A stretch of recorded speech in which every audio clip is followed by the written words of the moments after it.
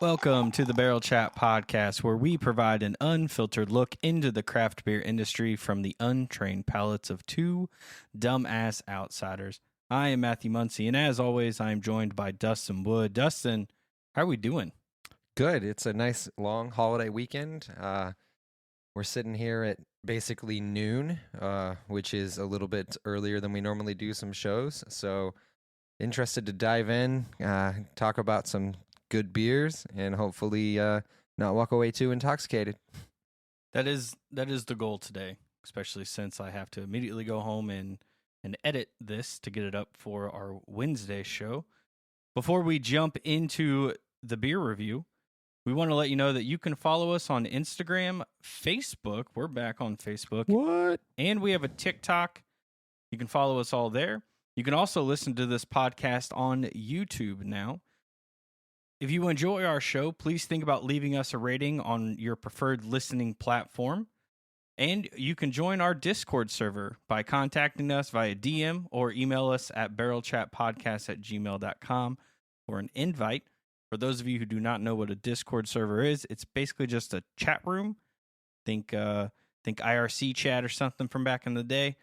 And we just have one of those where we sit around talking about beer and talking about the podcast. So No ASLs in this chat, though. yeah. No ASLs. No ASL. So think about joining us over there. Today's beer is from, is it Guggman? I think it's Guggman Haus Brewing Company. And they are located in Indianapolis, Indiana. And their brewery has a 4.09 on Untappd. That's pretty damn good. That's really solid. I mean, it doesn't really surprise me. If you look at the styles that they brew, they have a very great ability to brew the really traditional styles really, really well. So your purists and your nerds go there, but also they do the hype game really well too. So they have like the hype sours and the hype IPAs, and they make good beer. They've grown astronomically over the past few years. They were just this little house, and now they have a brewery that would damn near rival Sun King on like event space and space for brewery. So it doesn't fully shock me, but I think it's maybe a little low as far as quality of beers I've had. But again, you're going to have some things that people don't like, and people on Untappd are the people that tell you that they don't like beer. So I think 4.09 is pretty solid. I could see them being like a 4.25 if it was just like traditional beer drinkers that actually enjoy the beer and not the hype people trying the other beers. Because I'm guessing there's a review on there somewhere that says, I don't like milk stout.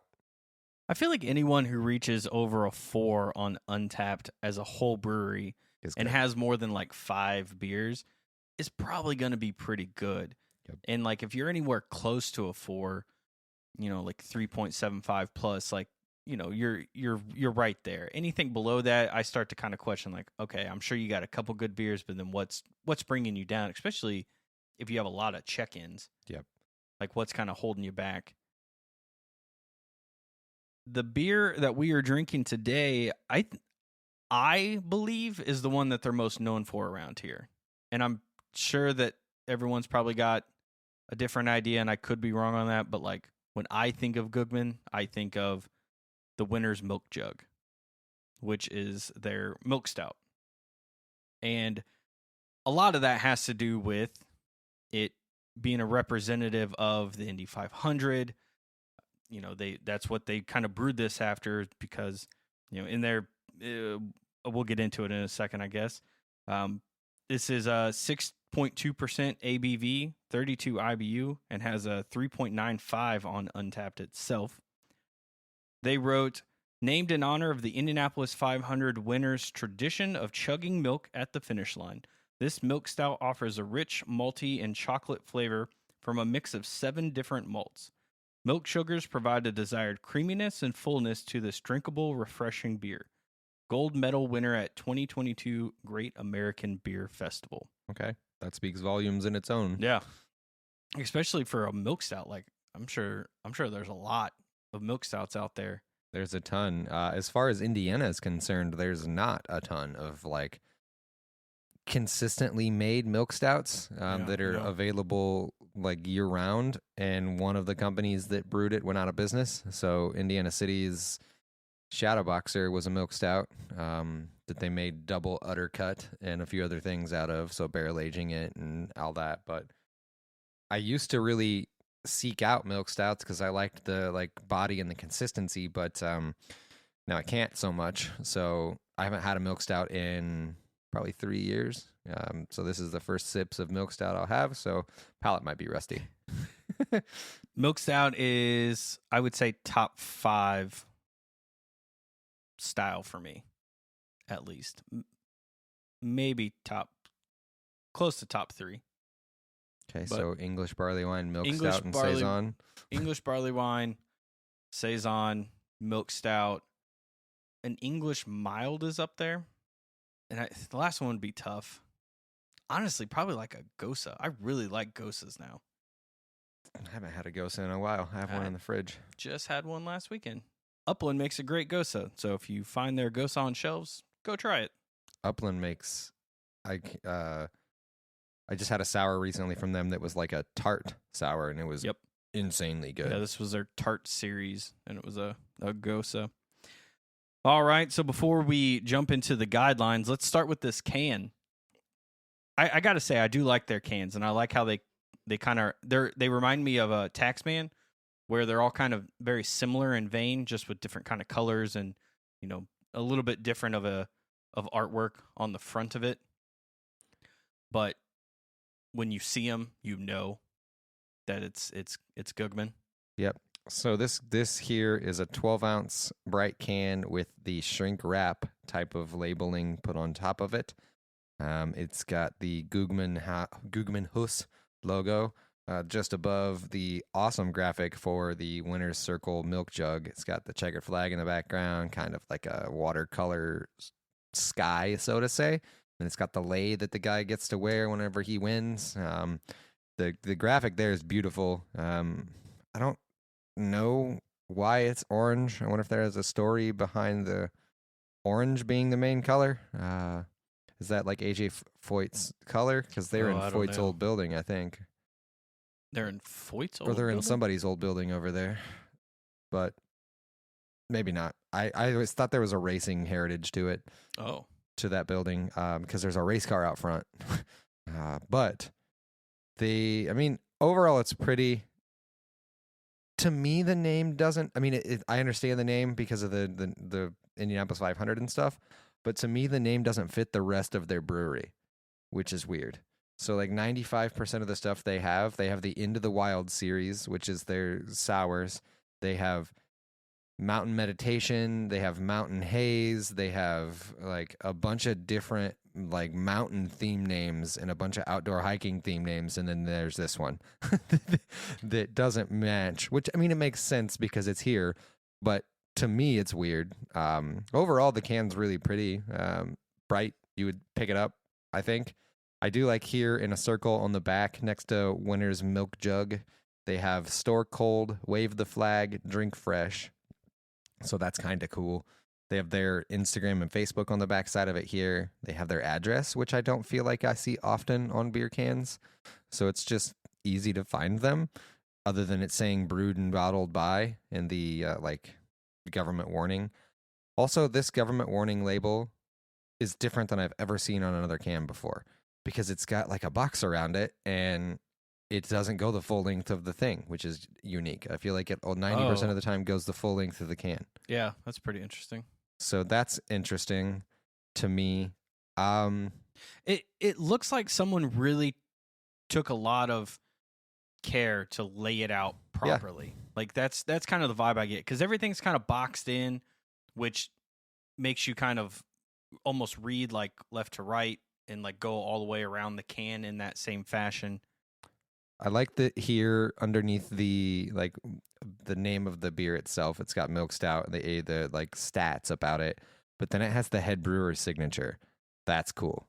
It looks like it is his signature on like he won the race, or his signature on, hey, I did this design, but it's not the designer that signed it, much like the Indiana City stuff. It's the brewer, which I just don't see very often.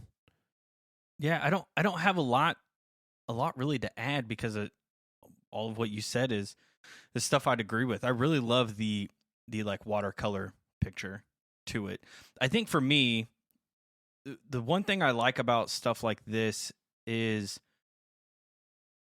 since it's gonna be around, forever, imaginably, that they're around, it makes it real easy to start to find this stuff on a shelf. It makes it stand out. It's not crazy. Like they don't have to bring the beer so good, potentially, that could be. They don't necessarily feel like they have to bring you in with a crazy graphic or a crazy can design to get you to even think about picking it up. Like you're just here to do it. I don't even, do they distribute anywhere? I've not seen them. They're out and about.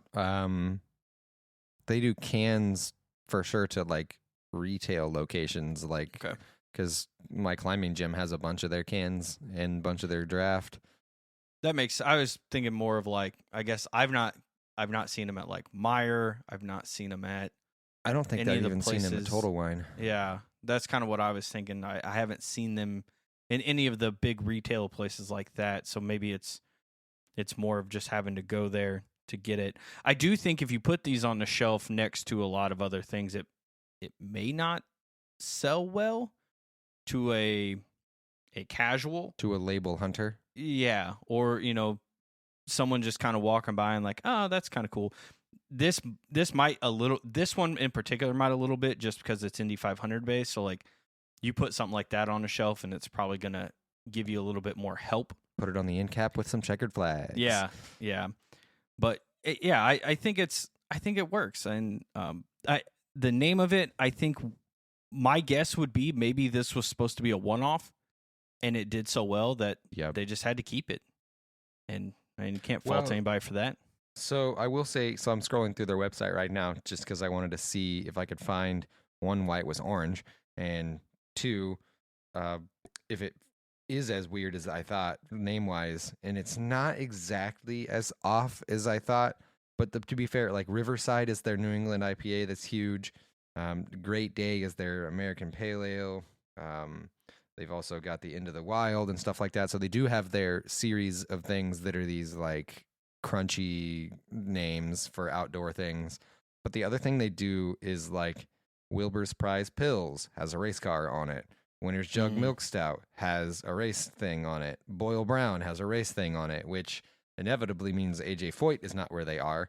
They are in Boyle Racing Headquarters' old building. Oh, okay. I knew there was a racing one, but so it's Boyle, Boyle, Racing Headquarters. Nice. Beer time. Let's talk about the actual beer itself. So again, this is a milk stout.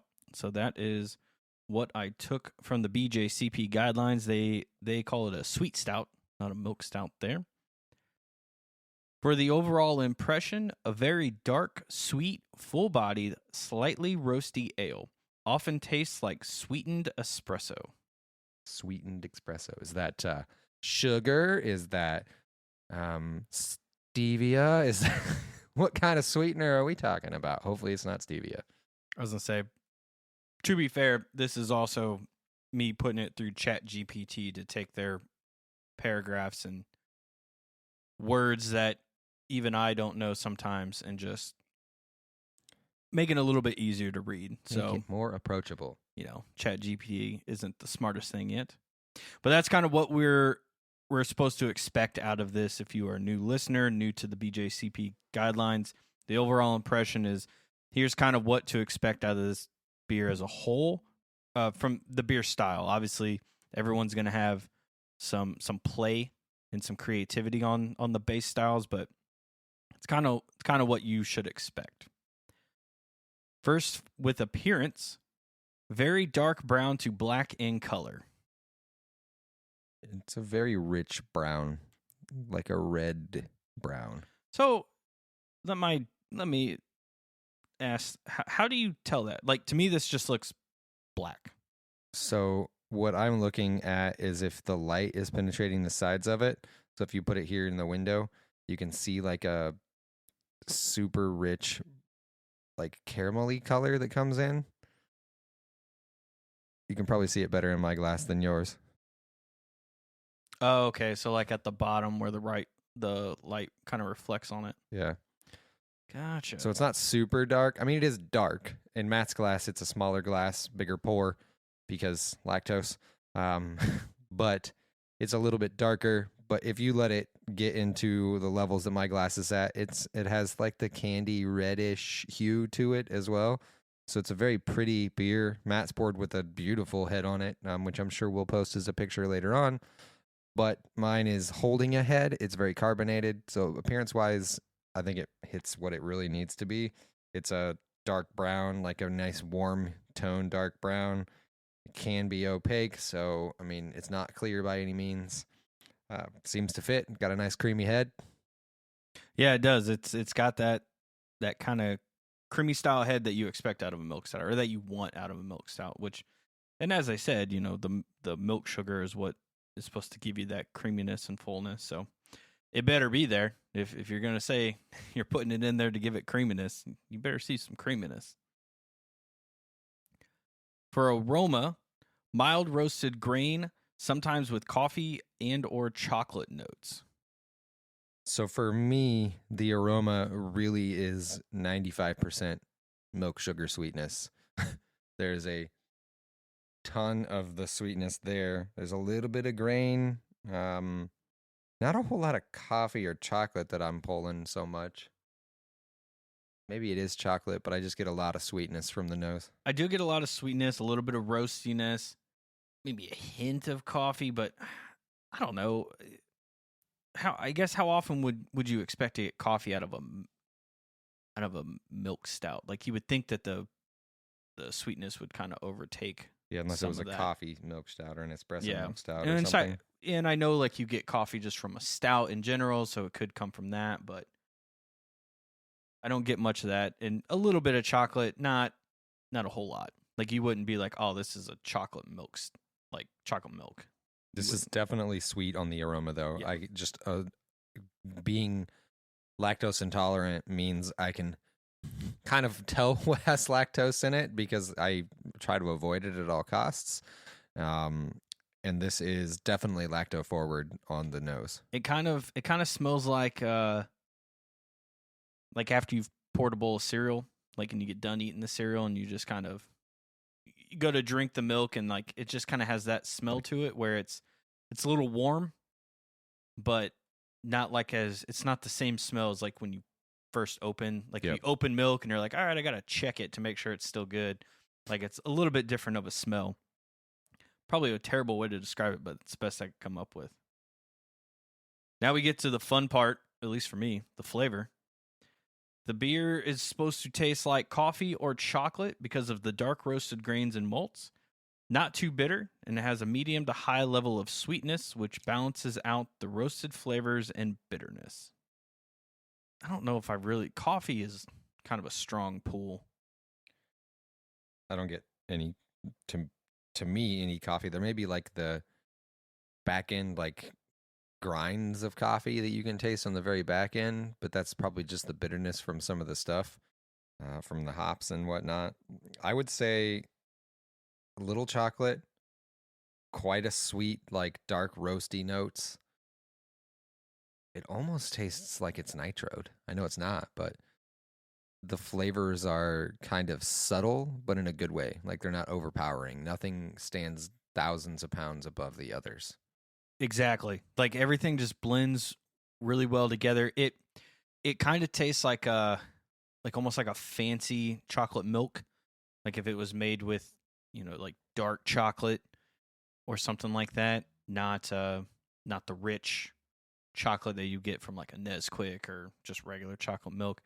There's part of me that it's not this level of bitterness, but that scene from Brooklyn Nine-Nine where they go to the chocolate milk. There's an episode where they go investigate someone being stabbed, and they were part owner of a chocolate milk company, and he's so excited, and they get there, and it's like this absolutely just nothing but bitter milk, and he's like, no, this is like teat to teat to tap or something like that. And it's like, this is like the worst part of milk. This is Boyle trying to describe milk, basically. But it's not like that. But it does kind of have like, it's not this. It's like not the Baker's sweet. chocolate. Yeah, it's not like the sweet chocolate that you would potentially expect, and not even like chocolate milk at all either. It's just this kind of deep, roasty chocolate. I think if you were to go to like a person that works in the like pastry industry, this would be like Baker's chocolate, or like it's a bitter chocolate, but it is a chocolate and it's nice and deep and rich. So overall, I think it's fantastic as far as the flavor profile is concerned. I like the bitterness in milk stouts. That's one of I don't really care for bitterness in a lot of the beers, but something about the bitterness in a milk stout just just fits. It's like 65 IBU, right? Was it? No, 32. Oh, okay. Where did I get? Oh, 6 point something is the So, ABV. Yeah. So I assume the bitterness probably comes from something else. Yeah, it's probably the chocolates and stuff, the chocolate malts. But it is just something that, for me, I enjoy a little bit more than like bitterness that you would get in an IPA or something like that. Yeah, this doesn't feel like drinking a Three Floyds IPA. This feels like drinking like bitter chocolate in a good way. Like, yeah. Just this nice like. Man, I'm trying to think of the like bars that you can get that are bitter chocolates, but they used to make them when I was a kid, or I was eating my mom's baking chocolate, which could be the case. But it was just nice and like dry and bitter. I will say it does feel like a heavy beer. Yeah, like a heavier milk stout than, which is good. Yeah, which I think is, obviously we can just kind of jump into mouthfeel. So it's supposed to be rich and creamy texture, a moderate amount of carbonation, and full-bodied, high level of sweetness from the sugars. It's definitely a full-bodied stout. It is. It's nice. It's thick. As far as when I'm drinking it, it is consistently thick. And then they're right here. I mean, it hits the nose. It feels full-bodied with a high level of sweetness from the sugars. And I feel like I could almost scrape some of the sweetness off of my teeth or my tongue. So it is very cloyingly sweet, but in like not on the upfront profile. So it's not like drinking some of those fruited sours where it's just sweetness. It's just cloyingly sweet on the back end. It's definitely creamy.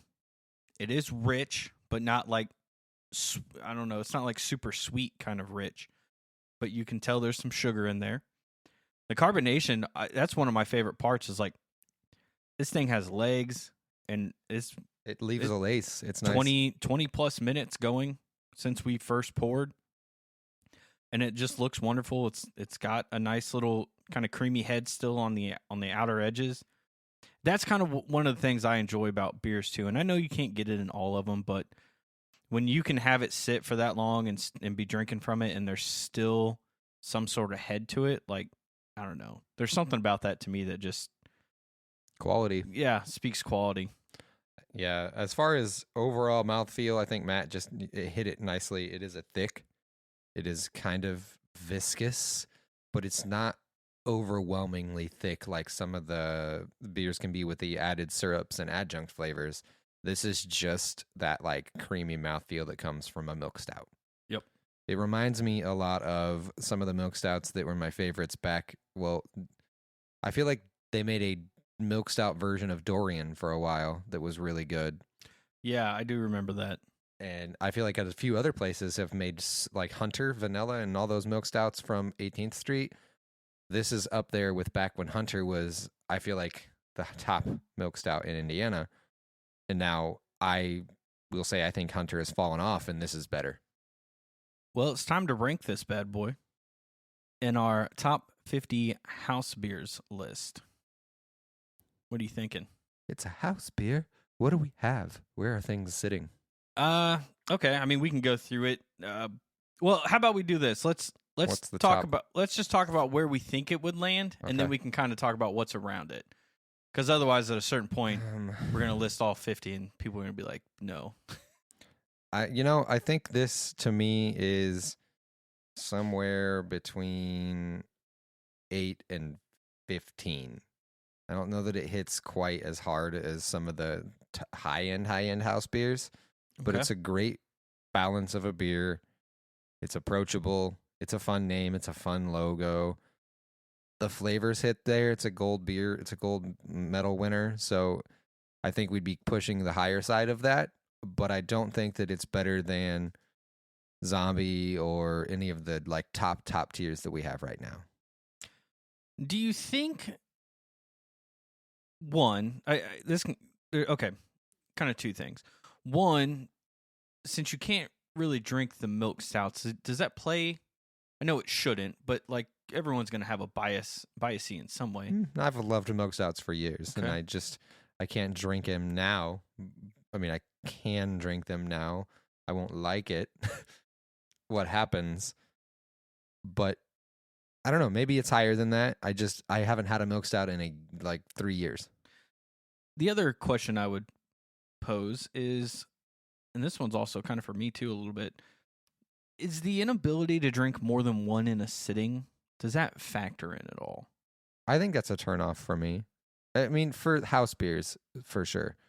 Like, it's hard for me to want to drink 4 or 5 of these in one sitting. I couldn't even drink 2. But I could drink 4 zombie dusts in a That's sitting. what I was thinking. Or I could drink 4 like cream ales in a sitting or whatnot, and it doesn't feel like I would stand up and be walking hunched over feeling like, you drank milk stouts. Yeah, it's like, to be fair, this is actually our first house beer stout of any kind, which is not good. We should probably look for some more stouts and porters. Turns out there's not very many house beers that are those. That's why we do all the imperial stouts. But I was just kind of looking at the list, and it's like, all these beers, it is a lot easier to drink multiple of in one sitting. And this one, it's like one and done for me. Like, I'm going to go to something a little bit lighter after that. I think I do agree. I think it's a fantastic beer. So if we look at 8 to 15, which is quite a range, but we have Moontown Brewing at 8. I don't think it surpasses. No, I think it's right. Cecil. Like, it's near Cecil, but I don't think that it's better than Cecil. Number 9 is Blood on the Tracks Blood Orange IPA from Chili Water. Okay.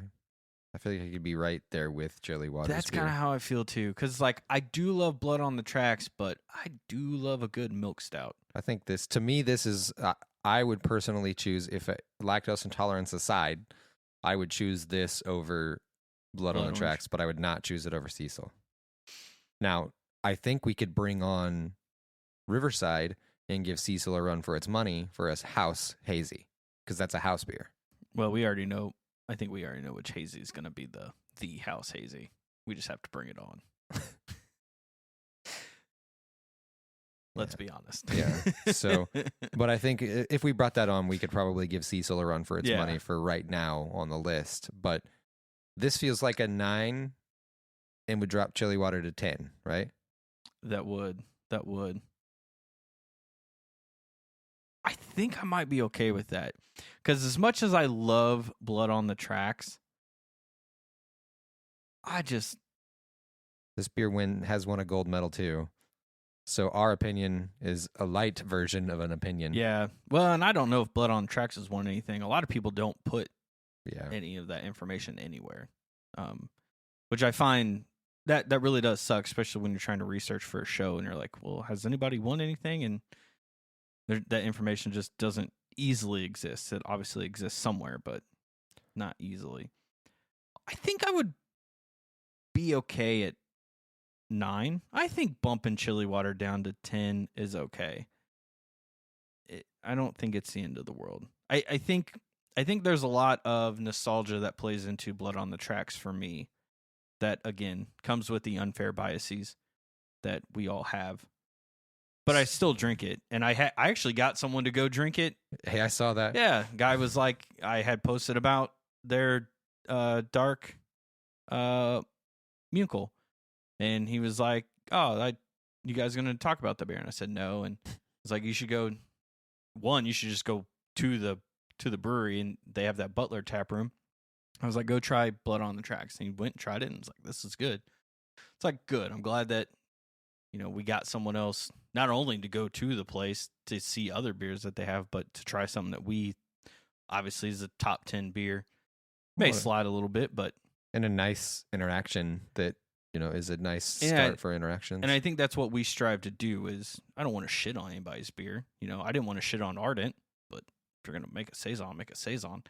But yeah, it's like, go try something decent. Like if you like IPAs, because he was even like, I went to Centerpoint and I did not enjoy that Blood Orange. So he was kind of hesitant to do it. And I'm like, I would give it a shot, sample wise. That's why it's good to go to a brewery, because you can at least sample it instead of, being potentially forced to buy a 4-pack somewhere like at a Total Wine or something.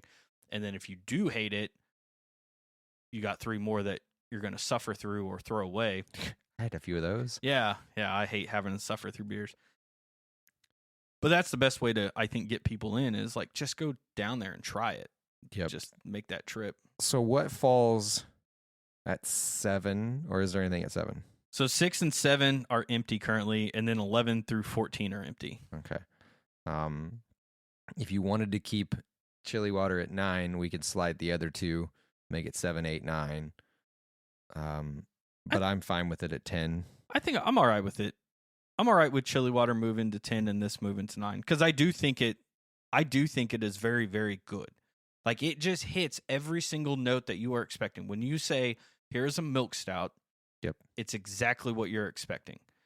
And I think sometimes, Blood on the Tracks is great. It is a good version of an IPA, but there's also an adjunct in it. And it's like, that's great too, because you told me that it's in there. Was in but, there, yeah. From just sometimes when I think of a house beer, like, I want it to be that traditional one in a way.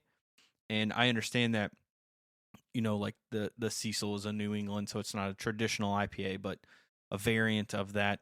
But I do feel like sometimes it's like, I just want a really good base style beer, and this milk stout nails that. Well, I think that lands at 9. Yeah. And then, honestly, if you haven't been or would like to go check out Guggman's location, it is fantastic. It is a beautiful space. They have trivias. I think it's on Tuesday nights, which is packed as all get out. They have a beautiful outdoor space, big indoor space, dog friendly on the outside patio, brewer friendly there. There's always a bunch of people that I know that are brewers and they're in the beer industry that are always there because it's a well-known, sought-after brewery in Indianapolis. Go check it out. Go sit down, enjoy it. Into the Wild is a fantastic series for them. Their hazy game is solid. They even do some vegan Into the Wild series that they don't release in cans or anywhere else, just on tap in their location. They also still have that chai. Oh, yeah. The chai tea Baltic Porter with Cosmetic, the collab. That was still on tap. I just went this past Thursday before the Indy 500, and they still had it, and I got it, and still good. Yeah, it's still fantastic. Dumb good. Well, that is going to do it for the show. Thank you all for listening. We will be back on Friday with another Friday 4-pack. So until then, cheers. Cheers, and a happy shout out to Joseph Newgarden.